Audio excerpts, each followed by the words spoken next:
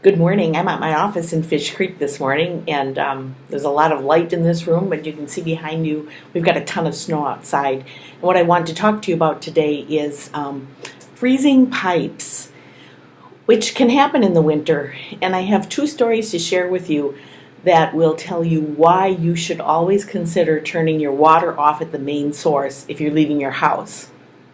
The first one does happen in the winter, just happened this week. I know an agent who listed a house. She went over to open the door for some people to come in and clean and found 2 inches of water on the floor throughout the house, several inches of water on the floor in the basement, and a part of the ceiling between the first and second floors collapsed. Obviously, some pipes broke.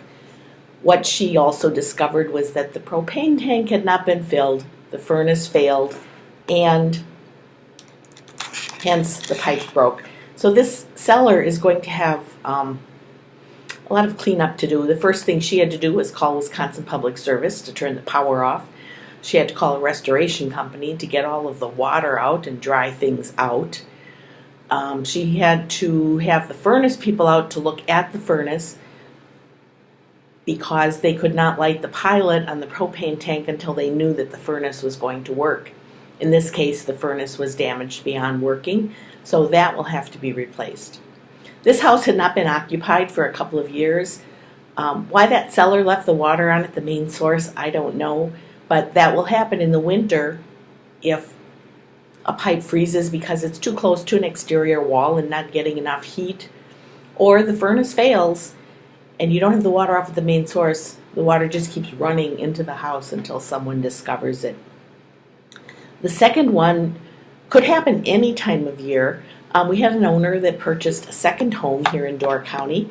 They had a tradesman inspection, and as I recall at the inspection, the inspector told them, when you're leaving your house, you should always turn the water off at the main source so that if something breaks or malfunctions, you don't have water running constantly into the house.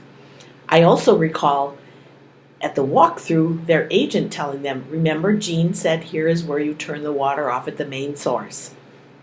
Well, the folks came for the weekend, had a great time, turned on the dishwasher when they left, and returned home. When they returned back to their Door County home a week later, they found water damage. Water on the floors, wood floors damaged, kitchen cabinets damaged. The kitchen cabinets had shifted and broken the granite. What happened was they had an inspection, and at the inspection the dishwasher worked fine, but because the house had not been occupied for a year, inspector feels that probably the seals kind of dried up and then malfunctioned, not stopping the water from flowing. So again, these folks have a large amount of damage that they have to deal with. So if you're leaving your house, if it's a vacation home and you're leaving for a week, turn that water off at the main source, because then if something breaks, the only water that's going to run in the house is what's in the pipes. If you're a homeowner and you're leaving for more than a day or two, and especially weather like this winter where we have sub-zero temperatures, turn the water off at the main source to avoid that damage. The other thing you can do is, after you've turned the water off at the main source, run your faucets, flush the commode. That will drain most of the water out of the pipes, so if something did happen, you would have even less to deal with. So that's the advice. Turn the water off at the main source to avoid some big problems.